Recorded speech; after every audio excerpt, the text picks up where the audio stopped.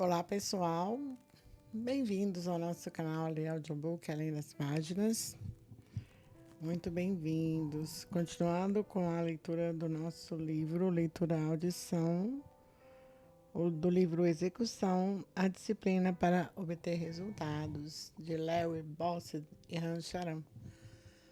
Agora com o capítulo 2, a disciplina de execução. Todo grande líder teve um instinto de execução. Ele disse com efeito: a menos que eu possa fazer esse plano acontecer, não vai importar. Mas a seleção, o treinamento e o desenvolvimento de líderes não se concentram nessa realidade.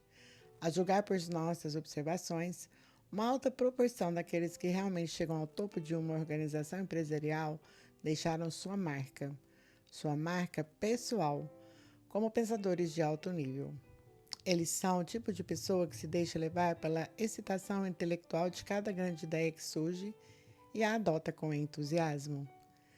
Eles são conceitualizadores articulados, muito bons em entender estratégias e explicá-las. Isso eles sabem e é o que é preciso para chegar à frente. Eles não estão interessados no como fazer as coisas, isso é para outra pessoa pensar. Julgar a inteligência de uma pessoa é fácil para quem contrata e promove outras. É mais difícil pesquisar o histórico de uma pessoa e avaliar seu know-how sobre como fazer as coisas, principalmente quando o desempenho é o resultado de muitas pessoas trabalhando juntas. Mas os conceitualizadores inteligentes e articulados não necessariamente entendem como executar. Muitos não percebem o que precisa ser feito para converter uma visão em tarefas específicas, porque seu pensamento de alto nível é muito amplo. Eles não seguem e fazem as coisas, os detalhes os cansavam. Eles não cristalizam o pensamento ou antecipam obstáculos. Eles não sabem como escolher pessoas para suas organizações que possam executar. Sua falta de engajamento os priva do julgamento sensato sobre as pessoas que vêm apenas através da prática. O problema com Joey. Joey, o CEO cuja queda descrevemos no capítulo 1, é um líder típico que não sabia como executar. Vamos dar uma olhada mais de perto em sua história, junto com a de dois CEOs proeminentes cujas empresas não conseguiram executar as grandes visões dos líderes. Você deve se lembrar de que Joey não conseguia entender por que seu pessoal não apresentou os resultados esperados. Ele havia contratado uma importante empresa de consultoria para projetar uma nova estratégia. Ele fez várias aquisições e teve um ótimo relacionamento com Wall Street. Com base em suas habilidades de negociação e aquisições, a relação preço-lucro da empresa disparou em menos de 2 anos. A força de Joe estava em marketing e contatos com clientes, mas ele também tinha um relacionamento bom e próximo com seu CFO. Joe estabeleceu metas exageradas e o CFO passou os números para o pessoal da operação. Sem microgerente, Joe deixou os detalhes de implementação para seus subordinados diretos, incluindo o vice-presidente executivo da unidade de negócios norte-americana e seu diretor de produção. Mas Joe ficou no topo dos números trimestrais. Se eles falhassem, ele estava ao telefone imediatamente com os responsáveis, dizendo-lhes nos termos mais fortes possíveis que eles precisavam se ajustar. As revisões trimestrais foram menos do que civis. Pelos padrões de análise gerencial convencional, Joey fez todas as coisas certas. Pelos padrões de execução, ele não fez quase nada certo. A lacuna entre metas e resultados reflete um abismo entre as ambições de Joey e as realidades da organização. Na verdade, as metas que ele estabeleceu não eram realistas desde o primeiro dia.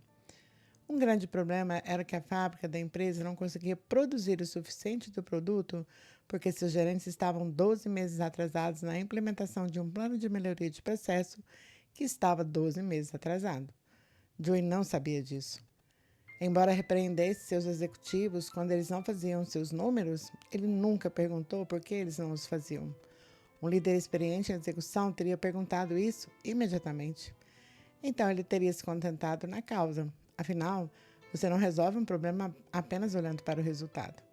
A instalação do processo ocorreu dentro do cronograma? Ele teria perguntado. Será que o vice-executivo, o presidente, seu diretor de operações sabem os motivos e o que estão fazendo a respeito? Como muitos CEOs, Joey acreditava que era função do diretor de produção fazer essas perguntas e do vice-presidente executivo garantir que elas fossem feitas. Mas, mais uma vez, como muitos CEOs, Joey não havia escolhido as pessoas certas para os cargos certos. Nenhum dos dois estava muito em execução. O vice-presidente executivo era um furador de ingressos que mudava quase a cada 3 anos de emprego para o outro. O diretor de produção era um cara de finanças altamente inteligente, que veio de uma empresa de consultoria e era considerado um hypo, um candidato de alto potencial para suceder o CEO em 5 anos. Mas ele não entendia nada de operações e estava azedo. Os gerentes de fábrica subordinados a ele não respeitavam. Se os líderes tivessem tido um diálogo aberto com o pessoal da manufatura, eles poderiam ter aprendido sobre o obstáculo da manufatura, mas isso não estava em sua composição. Eles apenas entregaram os números. Além disso, embora as metas estendidas possam ser úteis para forçar as pessoas a quebrar regras antigas e fazer as coisas melhor, elas são piores do que inúteis se forem totalmente realistas ou se as pessoas que precisam encontrá-las não tiverem a chance de debater com antecedência e apropriar-se delas. Como Joey teria se comportado de maneira diferente se tivesse o know-how da execução? Primeiro, ele teria envolvido todas as pessoas responsáveis pelo resultado do plano estratégico, incluindo o pessoal-chave na produção, na elaboração do plano. Eles teriam estabelecido metas com base na capacidade da organização de entregar resultados. A capacidade organizacional inclui ter as pessoas certas nos cargos certos. Se o vice-presidente executivo não soubesse como fazer as coisas, Joey teria ensinado há muito tempo sobre o que ele precisava fazer e o ajudado a aprender a ser bonito. Se ele ainda não estivesse progredindo, a única opção que se restava seria substituí-lo, como fez o novo CEO que assumiu. Em segundo lugar, Joey também teria perguntado ao seu pessoal sobre os métodos de execução, como, especificamente, eles iriam atingir sua demanda projetada em tempo hábil, seus giros de estoque, metas de custo e qualidade. Qualquer um que não tivesse respostas teria que obtê-las antes que o plano fosse lançado. Terceiro, Joey teria estabelecido marcos para o progresso do plano, com responsabilidade estrita para as pessoas responsáveis. Se eles estivessem instalando um novo processo para melhorar os sentimentos, por exemplo, Joey teria feito um acordo com eles que o projeto estaria X% concluído até a data Y e que Z% das pessoas seriam treinadas no processo. Se os gerentes não pudessem cumprir os marcos, eles teriam dito a ele, e ele os teria ajudado a tomar ações corretivas. Quarto, Joey teria estabelecido o plano de contingência para lidar com o inesperado. Uma mudança no mercado, digamos, ou uma falta de componentes, ou alguma outra mudança no ambiente externo. Joey era muito inteligente, mas não sabia como executar. As pessoas que o contrataram não viram nada em seu histórico que indicasse que ele fracassaria, porque não usaram a execução como critério de seleção. Sua reputação de fazer negócio e fazer aquisições inteligentes lhe rendeu o emprego. Quando o conselho o demitiu, trouxe uma equipe de gerenciamento que sabia como executar. O novo CEO veio da fabricação. Ele e sua equipe revisaram e discutiram os procedimentos com os gerentes da fábrica, estabeleceram marcos e seguiram com disciplina e consistência para revisá-los. A lacuna da execução na Xerox. O pessoal da Xerox, que contratou Richard C. Tolman, também não viu motivo para ele fracassar. Tolman foi uma das pessoas mais ponderadas a liderar uma grande empresa americana nos últimos anos e um estrategista altamente respeitado. Quando a Xerox o contratou como COO em 1997, ele era um dos protegidos de Louis V. Gessner, da IBM, onde havia sido CFO. Tolman foi trazido para trazer mudanças. Enquanto COO, ele lançou inúmeras iniciativas de corte de custos, incluindo demissões e cortes em bônus, viagens e benefícios. Ele também lançou as bases para uma nova estratégia. O conselho o elevou a CEO em abril de 1999. Ele decidiu transformar a Xerox de uma empresa de produtos e serviços em uma provedora de soluções, combinando software, hardware e serviços para ajudar os clientes a integrar seus documentos em papel e fluxos de informações eletrônicas, organizando parcerias com empresas como a Microsoft e Compaq para construir os sistemas. Era uma visão estimulante para uma empresa que precisava muito de uma. Na reunião anual de 1999, Thomas disse aos acionistas que a empresa estava no limiar de outro período de grande sucesso e previu que os lucros do ano cresceriam entre a metade e a adolescência. Os investidores compartilharam o otimismo, elevando o preço das ações para recordes. Mas a visão estava desconectada da realidade. A execução foi um problema por décadas e Thomas mordeu mais do que a Xerox podia mastigar. Por exemplo, em uma etapa inicial dos esforços da empresa para se reorientar, ele lançou 2 iniciativas de missão crítica, ambas dolorosas.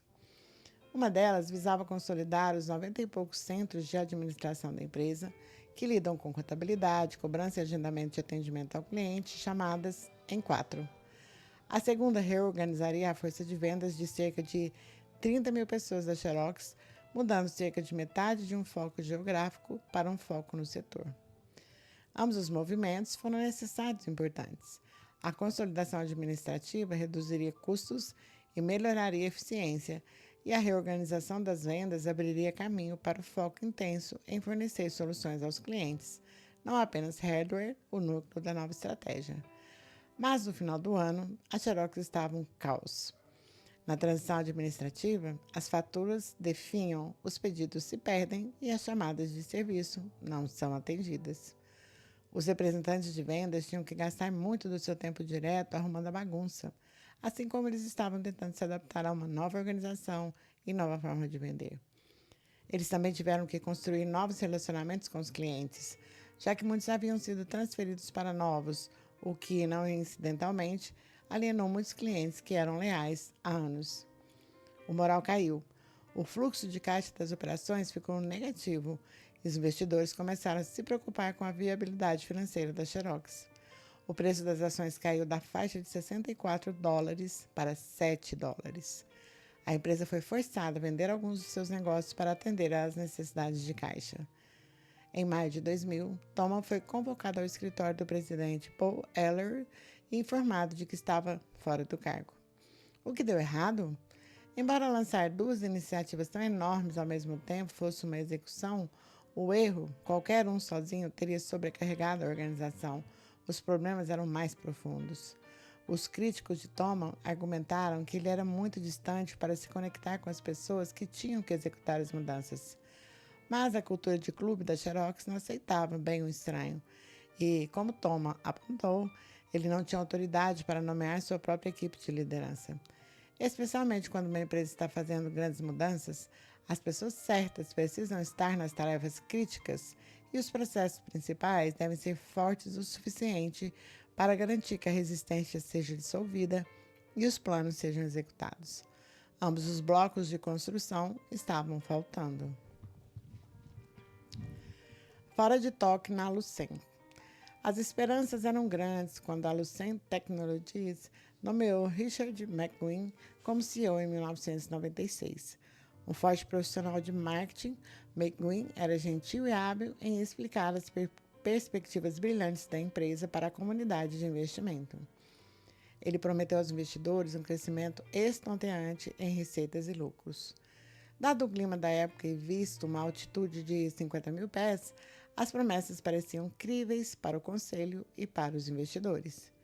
A combinação do Ocidente Electric e Bell Labs, desmembrados da AT&T, a Lucent se concentraria em 1997 no crescente mercado de equipamentos de telecomunicações, de telefones de consumo, a comutação de rede de equipamentos de transmissão. Com a Bell Labs, ela tinha um recurso de P&D que ninguém mais poderia igualar. Mas McGuinn tinha dificuldade em fazer as coisas dentro da empresa. Nós superamos nossa capacidade de execução, disse Henry Chet, que voltou da aposentadoria para substituir McGuinn depois que ele foi demitido em outubro de 2000. O colapso da bolha das telecomunicações acabou derrubando quase todos os jogadores, mas o declínio da Lucent começou antes mesmo de que a empresa pudesse esperar. Ela caiu mais cedo, mais forte e mais longe do que seus concorrentes. Em um mercado tecnológico que se movia na velocidade da internet, McGuinn não mudou a cultura lenta e burocrática da Western Electric. A estrutura da Lucent era complicada e seu sistema de controle financeiro era lamentavelmente inadequado. Por exemplo, Os executivos não conseguiam obter informações sobre lucro por cliente, linha de produto ou canal. Portanto, não tinham como tomar boas decisões sobre onde alocar recursos. O pessoal de McQueen pediu-lhe em vão que corrigisse essa situação. Ele falhou em enfrentar os executivos do alto desempenho ou substituí-los por pessoas capazes de agir de forma tão decisiva quanto suas contrapartes em concorrentes como Cisco e Nortel. Como resultado, a Lucent ficou aquém dos marcos técnicos para o desenvolvimento de novos produtos e perdeu as melhores oportunidades de mercado emergentes. A empresa gastou uma quantia enorme para instalar o SAP, software corporativo, que conecta todas as partes da empresa por meio de uma plataforma de software padrão, mas o dinheiro foi em grande parte desperdiçado, porque a empresa não alterou os processos de trabalho para aproveitá-lo. A Lucent atingiu suas metas financeiras durante os primeiros 2 anos, surfando na onda sem precedentes de investimento de capital de seus clientes. Mas esses primeiros ganhos de receita vieram de grande parte do antigo negócio de comutação de rede de voz da Lucent, um negócio com perspectivas de crescimento insustentáveis. Mesmo antes da onda estourar, a empresa estava lutando para cumprir os compromissos de McQueen. Um líder com uma compreensão mais abrangente da organização não teria estabelecido metas tão irreais. A maior demanda foi por produtos que a Lucent não possuía, incluindo os roteadores que orientam o tráfego da internet e equipamentos óticos de alta capacidade e largura de banda. A Bell Labs estava trabalhando em ambos os produtos, mas demorou muito para desenvolvê-los e apresentá-los. As oportunidades perdidas em roteadores e equipamentos óticos são amplamente percebidas como erros estratégicos. Na verdade, eles mostram como a execução e a estratégia estão interligadas. Em 98, a Lucent conversou com a Juniper Networks sobre a aquisição, mas decidiu desenvolver roteadores internamente. Mas uma parte da execução é conhecer sua própria capacidade. A Lucent não tinha capacidade de colocar seus produtos no mercado com rapidez suficiente. No mínimo, uma boa execução teria evitado que as projeções de crescimento ficassem tão fora de controle quando a empresa não tinha presença em um dos mercados de crescimento mais aquecidos. Da mesma forma, o erro estratégico em equipamentos óticos teve origem na má execução, neste caso, a falha em compreender as mudanças no ambiente externo. Já em 97, os engenheiros da Lucent estavam implorando a gerência sênior para deixá-los desenvolver produtos de fibra ótica. Mas a liderança estava acostumada a ouvir seus maiores clientes, a T&T, sua antiga controladora, e a Baby Bells. E esses clientes não tinham interesse em equipamentos óticos. Este é um caso clássico do chamado dilema do inovador. Empresas com maior força em uma tecnologia madura tendem a ser menos bem-sucedidas em dominar novas tecnologias. Mas o próprio dilema do inovador tem uma solução de execução que não é geralmente reconhecido. Se você estiver realmente executando e tiver os recursos, estará ouvindo os clientes de amanhã, bem como os de hoje, e planejando suas necessidades. A Nortel ouviu os mesmos argumentos de seus grandes clientes, mas viu as necessidades emergentes e se organizou para atendê-las. Em segundo lugar, na louca corrida para aumentar as receitas, a Lucent partiu em muitas direções ao mesmo tempo. Acrescentou uma miríade de linhas de produtos não rentáveis e adquiriu negócios que não podia integrar, ou mesmo administrar, especialmente nos muitos casos em que os líderes das empresas adquiridas saíram porque não podiam suportar a cultura burocrática. Os custos correram selvagens. As 3 dúzias de aquisições, juntamente com um aumento de aproximadamente 50% na força de trabalho para cerca de 160 mil, levaram a redundâncias, custos excessivos e visibilidade reduzida. O fim do jogo começou bem antes da implosão do mercado de telecomunicações. Sob pressão para atender às projeções de crescimento irreais, as pessoas deixadas por conta própria fizeram de tudo o que podiam. Os vendedores estenderam quantias extraordinárias de financiamento, crédito e descontos aos clientes. Eles prometeram levar equipamentos que os clientes não poderiam vender mais tarde. Alguns produtos registrados como sendo vendidos assim que foram enviados aos distribuidores, e o resultado foi um balanço devastado. Em 99, por exemplo, enquanto as receitas cresceram 20%, as contas a receber aumentaram 2 vezes, tão rápido para mais de 10 bilhões de dólares. A empresa também acumulou uma enorme dívida, em grande parte do financiamento de sua farra de aquisições, que a colocou à beira da falência. Isso forçou a Lucien a vender negócios a preço de liquidação. A situação tornou-se tão grave que a empresa ofertou com perda da independência por meio do relacionamento com a francesa Alcatel. Durante o boom da tecnologia, nem os empresários nem os investidores imaginavam que os negócios pudessem cair tão acentuadamente. Um líder habilidoso em execução teria sondado sua organização para obter uma avaliação realista de seus riscos de mercado. De acordo com relatos publicados, McGuinn não o fez. E durante seu último ano no cargo, ele claramente estava completamente fora de contato. Várias vezes ele teve que revisar as estimativas financeiras para baixo. Até o fim de semana em que o conselho demitiu, ele insistiu que a Lucien estava lidando com seus problemas. Em uma autópsia, o Wall Street Journal relatou: pessoas familiarizadas com a empresa dizem que vários executivos disseram a McGuinn há um ano que a empresa precisava cortar drasticamente suas projeções financeiras porque seus produtos mais novos ainda não estavam prontos e as vendas dos mais antigos iriam declinar. Ele rejeitou absolutamente o conselho, diz uma pessoa familiarizada com a discussão. Ele disse que o mercado está crescendo e não há absolutamente nenhuma razão para que não possamos crescer. Ele estava em total negação. De fato, em uma entrevista recente, McGuinn disse que durante a espetacular ascensão da Lucien ao estrelato nos anos após sua cisão da AT&T, ele nunca pensou muito em como ou se a empresa poderia cair em desgraça. Execução na Eds. Agora vamos olhar para uma empresa anteriormente problemática, cujo novo CEO trouxe a disciplina da execução. A Eds tinha muito em comum com a Xerox quando Dick Brown assumiu o comando em janeiro de 99. A Eds criou seu campo de terceirização de serviços de informática e foi bem sucedida por décadas. Então, o mercado de tecnologias de informação mudou e a Eds não. Concorrentes como a IBM agarraram o crescimento. As receitas ficaram estáveis, os lucros caindo e o preço das ações caindo. Assim como o Thomson, Brown veio de outro setor, no caso dele, telecomunicações. Ele já havia se recuperado da Cable Wireless, a gigante britânica das telecomunicações. Na EDS, ele enfrentou uma cultura profundamente arraigada que precisava de mudanças fundamentais. Uma que era indecisa e sem responsabilidade, juntamente com uma estrutura organizacional que não mais se adequava às necessidades do mercado. Mais dois paralelos. Pouco depois de chegar, Brown estabeleceu metas de crescimento de receita e lucros tão ambiciosas que a maioria das pessoas na empresa as considerava impossíveis de cumprir. E ele submeteu a empresa a uma reorganização maciça.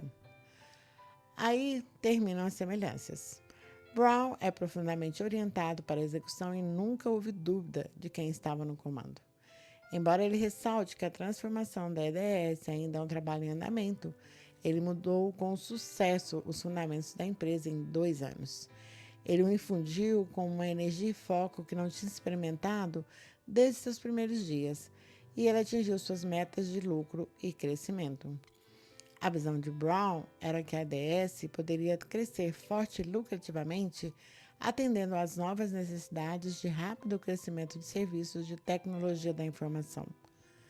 Esses serviços vão desde a digitalização dentro das empresas até o varejo virtual e a integração eletrônica, onde as empresas trabalham com fornecedores, clientes e outros prestadores de serviços como se fossem um negócio integrado. Manter-se a par das mudanças foi um grande desafio até mesmo para o melhor departamento de TI corporativo e um problema sério para empresas com recursos limitados. Brown percebeu que a EDS tinha as competências essenciais para atender a esses mercados. Esses recursos vão desde a expertise em fornecer os serviços operacionais mais rotineiros a baixo custo, até a consultoria estratégica nos mais altos níveis por meio de sua consultoria A.T. Kearney, adquirida em 95. Os problemas eram uma vasta reserva de capital intelectual. Uma coisa boa sobre a cultura EDS era um poderoso espírito de poder. O que o executivo chamou de a crença de que poderíamos fazer coisas para clientes que pareciam impossíveis foi o legado do fundador Ross Perot. Mas a EDS estava presa em sua antiga estrutura e cultura. Suas 40 e tantas unidades estratégicas de negócios foram organizadas de acordo com as linhas da indústria, como comunicações, bens de consumo e assistência médica estadual. Eles dividiram a empresa em uma confederação de feudos, cada um com seus próprios líderes, agenda, equipes e, às vezes, políticas.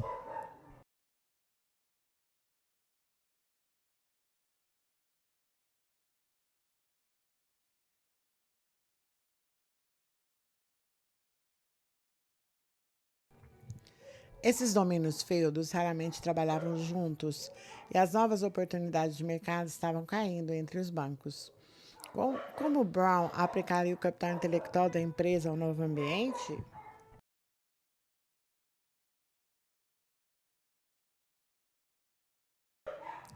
A EDS precisaria de uma nova estrutura organizacional, mas primeiro Brown teve que mudar a cultura para uma cultura de responsabilidade e colaboração. Brown saltou para o campo de jogo. Primeiro, ele conheceu a empresa intimamente, viajando ao redor do mundo por 3 meses, conhecendo pessoas de todos os níveis para conversar e ouvir informalmente. Nos e-mails semanais que enviava para toda a organização, ele não apenas dizia aos funcionários o que estava pensando, mas também pedia que respondessem e fizessem sugestões. Suas mensagens sinceras e realistas não eram simplesmente comunicações, era uma ferramenta para mudar as atitudes. Eles deixaram claros para os funcionários em todos os lugares os objetivos, problemas e o novo estilo de liderança da empresa. E eles pressionam os gerentes de baixo para que expliquem as prioridades e abram seus próprios diálogos. Brown também aumentou a qualidade e o fluxo de informações de outras maneiras. Por exemplo, os números de vendas, que antes eram compilados trimestralmente, agora eram divulgados diariamente. E pela primeira vez, os 150 principais líderes sêniores receberam informações vitais da empresa, desde margens de lucro até lucro por ação. Começando nos níveis mais altos, Brown criou novas maneiras de impulsionar a responsabilidade e a colaboração. Na chamada de desempenho mensal, por exemplo, ele, seu CEO e seu CFO começaram a realizar teleconferências nas manhãs de segunda-feira dos cerca de 150 principais líderes da empresa. Essas chamadas são essencialmente uma revisão operacional contínua, na qual o desempenho da empresa no mês anterior e no acumulado do ano é comparado com os compromissos assumidos pelas pessoas. As chamadas fornecem alertas antecipados de problemas e incutem um senso de urgência. As pessoas que ficam aquém têm que explicar o porquê e o que vão fazer a respeito. Nos primeiros dias, quando Brown estava construindo a nova cultura de execução, as ligações também serviram para reforçar os novos padrões de prestação de contas. O ponto que tentei mostrar é que quando você se inscreve para o que costuma ser um item de orçamento, você está se comprometendo com sua equipe e uns com os outros, diz ele. O resto depende de você. Acrescentou uma camada de peso e responsabilidade que estava faltando antes. As ligações trouxeram uma nova realidade para as discussões das operações da EDS. A conversa é direta, até contundente, projetada para extrair a verdade e treinar as pessoas no comportamento que Brown espera de seus gerentes. Intensa sinceridade. Brown chama um equilíbrio de otimismo e motivação com realismo. Trazemos o positivo e o negativo. As ligações podem ser desconfortáveis para quem está na coluna negativa. Na frente de seus pares, os executivos precisam explicar por que e o que estão fazendo para voltar aos trilhos. Se seus resultados forem negativos o suficiente, acrescenta Brown, conversaremos depois da aula. Essas conversas envolvem uma série de perguntas e sugestões sobre quais ações o executivo planeja realizar para voltar a atuar conforme o planejado. Mas nem as ligações nem as discussões, depois da aula, são sessões de repreensão. Como o executivo sênior, que está na EDS desde o início, diz: é feito de maneira positiva e construtiva, não para constranger. Mas apenas pelo fato de acontecer, a natureza humana diz que você quer ser um dos que estão indo bem. A conversa nem sempre é sobre números. Em uma das primeiras reuniões, lembra Brown, um dos executivos declarou que estava preocupado com a crescente ansiedade e inquietação em sua organização, preocupado com mudanças rápidas e dramáticas. Seu povo estava perguntando: estamos nos movendo rápido demais? Estamos no limiar de ser imprudentes? Talvez devêssemos desacelerar, ter calma, refletir um pouco. Brown virou a questão, não por acaso, criando uma lição de coaching vigorosa. Eu pulei tudo isso. Este é um teste de liderança, eu disse. Gostaria que qualquer pessoa nesta ligação que esteja realmente preocupada com para onde estamos indo e preocupada com o fato de que provavelmente falharemos, me diga agora. Não tenha medo de dizer que você é. Se você acha que estamos cometendo um grande erro e indo para o Recife, fale agora. Ninguém fez. Então eu disse: se você não está preocupado, de onde vem a preocupação? Eu não estou preocupado e você não está preocupado. Aqui está. Alguns de vocês dizem uma coisa e sua linguagem corporal diz outra. Você me mostra uma organização que está torcendo as mãos, ouvindo rumores, ansiosa com o futuro, e eu lhe mostrarei uma liderança que se comporta da mesma maneira.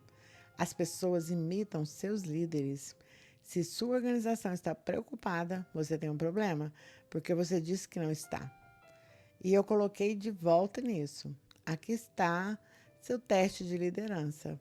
Agora, acalme sua organização, dê-lhes informações. Atacar bem no centro de suas preocupações. Não posso acreditar que a preocupação deles seja baseada em fatos. Acredito que a preocupação deles seja baseada na ignorância.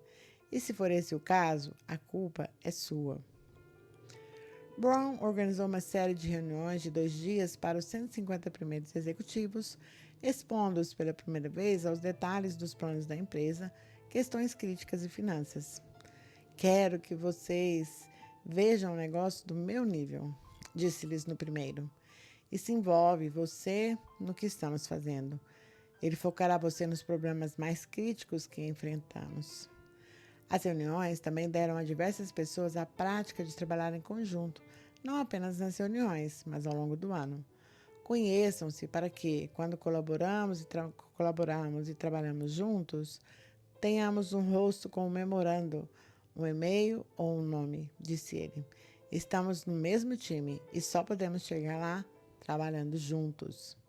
A seleção de pessoas recebeu atenção intensa. Brown removeu dezenas de executivos com baixo desempenho. Sob a nova liderança, o Departamento de RH, renomeado para Liderança e Gestão de Mudanças, desenvolveu um sistema de remuneração que vinculava recompensas ao desempenho, juntamente com um conjunto de ferramentas de avaliação baseadas na web para ajudar os executivos de linha a aprimorar suas avaliações de seu pessoal. Também foram adicionados amplos cursos de treinamentos para líderes em todos os níveis, direcionados a necessidades organizacionais específicas. Líderes que não conseguiram lidar com todas as mudanças ou foram treinadas ou foram removidas. O próprio Brown encomendou uma análise de desempenho da equipe de vendas e descobriu, entre outras coisas, que 20% dos vendedores não haviam vendido nada nos 6 meses anteriores. Ele disse isso aos executivos de vendas. O que vocês vão fazer com essas pessoas e com seus supervisores? Os 20% foram substituídos. Em seu impacto total na empresa, a reorganização de Brown foi muito maior e mais complexa do que a que deixou a Xerox de joelhos. Brown basicamente virou a ADS de cabeça para baixo.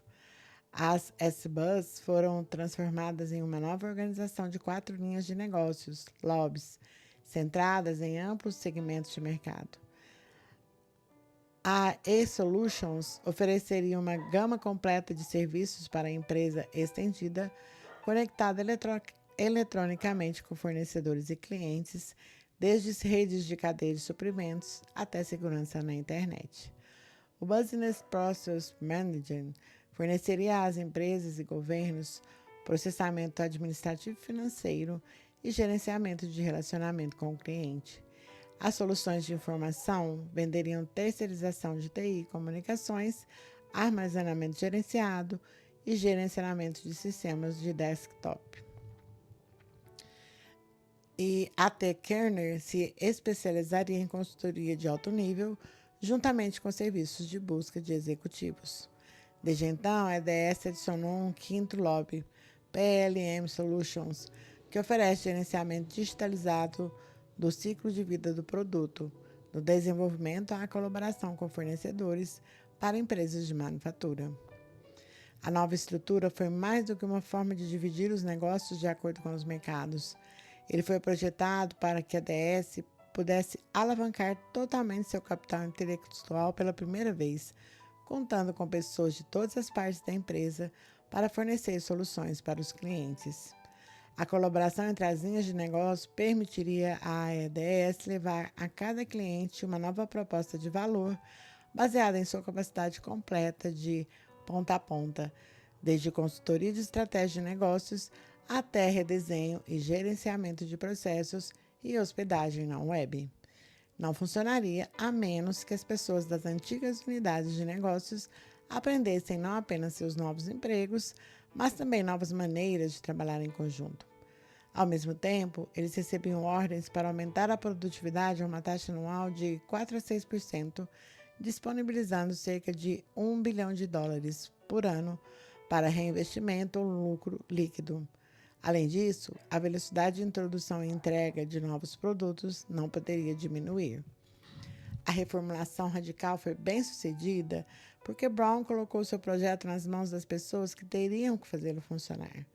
Uma equipe de 7 executivos foi montada de diferentes disciplinas e regiões para criar um novo modelo. Reunindo-se regularmente com Brown, seu COO e seu CFO, eles produziram um modelo em 10 semanas de esforço de 7 dias por semana. Simplesmente, em termos das demandas que fez aos líderes da EDS, a nova organização não poderia ser mais diferente da antiga. No passado, os chefes das unidades de negócio estavam focados apenas no sucesso de sua parte da empresa. O novo modelo, no entanto, foi pensado para maximizar os resultados da empresa como um todo, exigindo estreita colaboração entre todos os negócios. Para a maioria dos executivos, a experiência foi o primeiro gosto desse trabalho em equipe. Nem sempre foi fácil. Aqui está o que o membro tinha a dizer sobre o processo.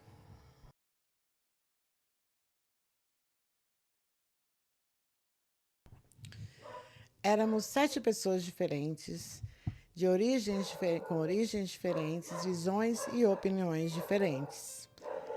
Alguns eram mais orientados para vendas, alguns mais orientados para entrega, alguns focados internacionalmente, alguns muito conhecedores do setor. E tivemos que concordar frente a que o modelo que produzimos foi um de que todos nós compramos completamente. Chegar lá foi muito difícil.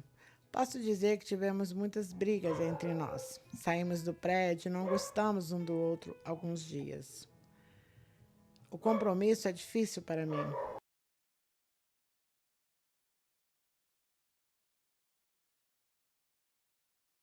Eu sou uma pessoa muito forte e opinativa. Houve muitas vezes em que fiquei realmente frustrado. E havia dias em que eu saía de nossas reuniões, entrava no meu carro e literalmente pensava: estamos destruindo essa empresa. Tenho 20 anos na empresa. É uma família para mim e eu amo isso aqui. Não suportava pensar que a estávamos destruindo. É preciso eu acho, processamento emocional e mental para fazer uma mudança tão radical, para entender que, ei, o que fizemos antes nem sempre tem de ser o jeito que fazemos no futuro. E você só tem que estar aberto a isso. E no final, nos tornamos pessoalmente próximos porque tivemos que lutar por todos os pontos juntos. Então, realmente foi uma boa experiência de desenvolvimento. Enquanto tudo isso acontecia, Brown aguçou com o foco da empresa na qualidade do serviço prestado aos seus clientes, que caiu ao longo dos anos. A excelência do serviço tornou-se não apenas um mantra, mas também um objetivo que figura nas recompensas de desempenho de todos os executivos voltados para o cliente e presidentes de lobbies. Hoje, 91% dos clientes da EDS classificam seu serviço como bom ou excelente. Os resultados são evidentes no desempenho da EDS. No final de 2001, a empresa havia alcançado receitas recordes e sólidos ganhos de participação de mercado, acumulando 11 trimestres consecutivos de crescimento de 2 dígitos nas margens operacionais e lucro por ação. O preço de suas ações subiu cerca de 65% desde o momento em que Brown assumiu o cargo. Após a sessão executiva da reunião do Conselho de dezembro de 2001, cada diretor da EDS se aproximou de Brown e, um por um, lhes disseram que não esperavam que ele tivesse sucesso em transformar a cultura em menos de 3 anos, ao mesmo tempo em que desempenho superior e inferior que ele havia alcançado. Cada uma das 3 empresas anteriores sobre as quais falamos já foi um ícone nos negócios americanos. A Xerox, a Lucent, como Western Electric e Bell Labs, e a EDS criaram suas indústrias, lideraram-nos por anos e já foram as empresas com as quais os concorrentes se comparavam. Hoje, 2 estão lutando para recuperar uma pequena fração de sua antiga glória, enquanto o terceiro recuperou seu brilho e pretende liderar sua indústria mais uma vez. A diferença? Execução. A disciplina de execução é baseada em um conjunto de blocos de construção que todo líder deve usar para projetar, instalar e operar com eficácia os 3 processos centrais de forma rigorosa e consciente. Os capítulos 3 a 5 resumem nossas observações sobre esses blocos de construção, os comportamentos essenciais do líder, uma definição operacional da estrutura para a mudança cultural e colocar as pessoas certas nos cargos certos. E assim finalizamos esse capítulo 2 e em breve retornaremos com a parte 2 e o capítulo 3. Estão gostando? Bastante interessante, né? Esse livro, muito claro, linguagem boa. Deixem seus comentários. Se fizer sentido para você, não se esqueça de se inscrever. E agradeço imensamente por estar comigo até aqui. Até breve.